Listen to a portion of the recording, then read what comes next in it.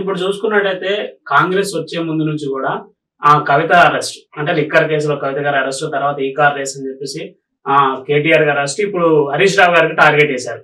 అంటే నెక్స్ట్ కేసీఆర్ గారికి వేస్తారా టార్గెటింగ్? కేసీఆర్ గారిని టచ్ చేసేంత దమ్ము ఎవరికి లేదు, కాంగ్రెస్ కి అసలే లేదు. ఇప్పుడు మీరు కేటీఆర్ గారిని అనుకుంటే కూడా అది కూడా పసలేని కేసు. ఫార్ములా ఈ రేస్ కేసు అన్నది మొన్న అయితే కూడా ఒకటి కేటీఆర్ గారి మీద కేసు నడిపేయాలని ఎన్నో కోట్ల రూపాయలు ఖర్చు పెడుతుంటే, అరే బాబు నా గురించి పైసలు ఖర్చు పెట్టకండి, మీరు ఫేస్ టు ఫేస్ రండి, లైవ్ డిటెక్టర్ అంటే లైవ్ లో లైవ్ డిటెక్టర్ పెట్టి మాట్లాడదాము, రేవంత్ రెడ్డికి దమ్ముంటే రండి అని కేటీఆర్ గారు ఓపెన్ ఛాలెంజ్ చేశారు. మరి దాని మీద తీసుకోవచ్చు కదా, నిజంగానే అంత నిబద్ధత ఉంటే, నిజంగానే మీరు అందులో ఏదో స్కామ్ జరిగిందని నమ్మితే ప్రజల ముందుకు రండి. లైవ్ డిటెక్టర్ అని ఏ నాయకుడు అంత ఓపెన్ గా ఛాలెంజ్ చేయడు unless until it is KTR.